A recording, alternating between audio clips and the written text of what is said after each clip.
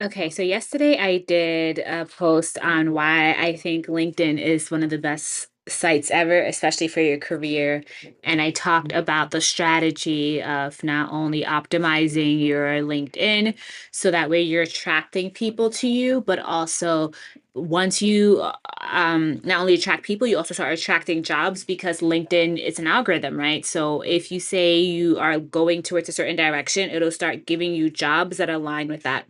And once you see jobs and companies that align with it, the power of LinkedIn is that in that same platform, you're able to connect the people who make the decision to actually hire you. So I talked about all of that in yesterday's video and how to make sure that you're getting your eyes on your profile and you're getting hired. Now, another strategy for LinkedIn that I know a lot of people don't love, but we're going to talk about today is actually putting out content so you can attract more people and broaden your network. Because even if you're not currently looking for a job, you want to make sure that people know of you. So if in this economy, especially if you work in tech, or even like the government, your job security is not guaranteed, meaning that you're one conversation away from getting laid off. So how do you make sure that you're more you're able to come back into the workforce easier? And I want to say easier because it doesn't guarantee you a job, but it definitely broadens your network and it broadens the people who know your work. So with that said, essentially this video is about sharing is it's important to be found. And you want to be findable. In this current economy, you want people to be able to find you. You want the algorithm to be able to find you, right? So if that's the case, what do you share on LinkedIn? Essentially, it comes down to like, don't hoard your work and let go of imposter syndrome. If you're hired right now, that means every single day you're doing something that is moving the needle forward. You're doing something that is either sharing an idea you had or you just thought of an idea. Maybe you didn't share it in that team meeting, but you thought about it and you know it's brilliant, right? So you have ideas. You're learning something, you're doing something, you're getting results back from something, you're getting feedback. So every single day you're alive, but specifically if you're working, one of these things are happening. So with these things, be open to sharing about it, right? Be open to sharing what you're working on. Be open to consistently posting bits and pieces of your work. So, for example, if let's say in my work this week, I'm a change management strategist and what I do a lot of training, right? So I my job is to train people on how to use specific technology and tools. And what I heard from three clients this week, all of them kind of said the same thing. They don't like what I would call in between training. They want either, let's say, TikTok style, or we're on YouTube, so shorts. So when they're learning how to use a new technology, rather than having a 10, 20, 30-minute video, they want a 2-minute video of how to do this very specific thing. So either they want that or they want a hands-on training, which means I'm coming and I'm saying, this is exactly how you do it. Let us all do this together and let's go from A to Z, which can be 30 minutes to an hour, but people are actually holding on to something and doing something real. With that said, I could go on LinkedIn, I could post about the world of learning is changing so quickly due to social media because people's attention spans are shot. So if you just do a e-learning video like we used to do in the past, people are going to click through it, but they're not going to retain it because it kind of becomes similar to doom scrolling, where when you doom scroll, yes, you're taking in all this information, but it's kind of information overload, so you're not actually registering it.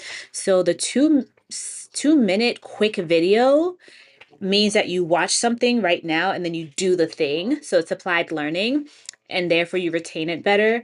Or if I'm telling you, like, put your phone away, put your Slack away, let's do this hands on training for 30 minutes to 60 minutes, people are more likely to be engaged, right? So if your company is currently going through change management, onboarding someone, etc., I would suggest you either go down the 2-minute route or you go down the hands on route. So I just shared an idea, I shared a learning, I gave you some evidence, right? So what I'm doing here is that I am sharing and not hoarding my work. Right. And what this then does is that it takes advantage of the network that I have because I'm offering them something, right? And they're now able to comment on it. They're able to give feedback, or even if they don't give feedback on what I'm sharing, what happens is that they're able to see me as an expert in this. And now I've pivoted my career 5 times. I've gone from a school social worker, I've worked in nonprofit, higher ed, local government, ed tech startup, and now a SaaS scale up. And this method is helpful as well if you start posting more online and you start cementing yourself as an authority. What happens is that when you are ready to pivot, you can start shaping that narrative yourself. So let's say you are a school social worker and you're looking to pivot to become um, a program manager, right, in tech. So maybe as a school social worker, you kept talking about different resources for kids, how to enable them in the resources that you found. You talked about how to, register for food programs or housing programs. Now, as a program manager, once you know for yourself you want to pivot into this, instead of posting the school social work content the way you were doing, you're going to start framing your work in a program manager sense.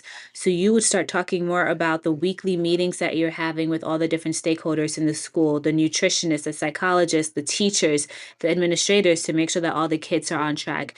You start talking about the daily meetings that you're putting on calendar so you can connect with people's guardians, right? You will start talking about maybe the different technology you're using to take notes, to send out meeting minutes. Pretty much you're leaning into program management stuff, right? And you're now forming the idea in people's mind of program management. So it doesn't become, oh, social worker is clinical, program manager is tech. You're able to show the fluidity. And that is how posting content helps you be findable, right?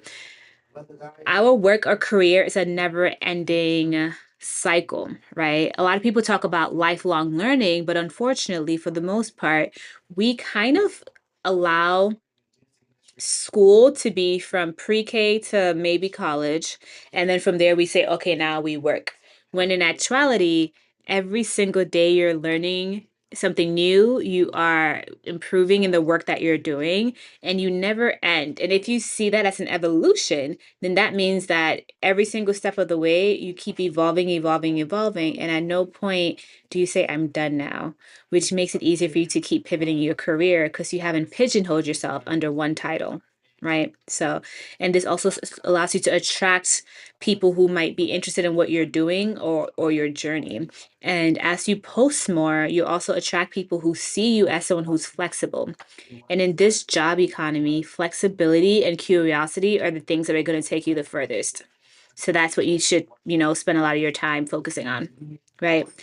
So ultimately, you're doing the work every single day. You have new ideas every day. You are learning something every day. So, one of the ways to really make sure that you are staying current in the economy and people know who you are, and it's easier to land a job, especially a well paying job, is to show your work, right? You're already doing the work. So, it's not like you have to like create a whole new project. You're doing the work. And now you're learning the new skill of packaging that and marketing that. And honestly, in every single thing that you do, marketing and sales are going to be like ridiculously useful skills for you. So if you're learning how to copyright and how to market just by experimenting, you'll be able to also use that in your 9 to 5 in your business, which would just help you elevate even more. So go watch the video on LinkedIn if you haven't already. Start implementing those. I'll also put in the description a 10-day course, if you will. So every day I support you in doing something new in order to improve your LinkedIn. And by the time you're done with that, this is part of it, right? So you will also be guided in posting daily. So that way, I said posting daily because I used to post daily. I'm kind of concentrated on building YouTube right now, so I've let LinkedIn go. But I will go back to LinkedIn and I'll probably actually post maybe 3 times a week on there. And the last example I'll give before I leave, in one of my jobs, I knew that they really cared about AI, but I'm not great. I don't love internal politics. So what I did was that I posted more on LinkedIn, exactly what I just showed you. I posted about my ideas about AI. I posted about how I was using AI in my work, what I was learning. And what that ended up doing is that obviously I met more people in the ecosystem who were using AI, and I got a few offers from other, not competitors, but other opportunities right outside of my job. And then I also, in my job, I got more opportunities because my coworkers follow me on LinkedIn. Oh, which brings me to, so this is actually my last point. Who will see what you're posting on LinkedIn? So LinkedIn, you can make your LinkedIn private and only the people who follow you can see your stuff. So if you're worried about your coworkers, etc., that could be one way. Or what I would advise is just keep your LinkedIn open and just be intentional about what you're sharing. So even if your job does or does not have an NDA, like don't put anyone's names unless it's like you're publicly praising someone, right? Then at that point you can. But for the most part, just generally share ideas. Don't share any client names or details.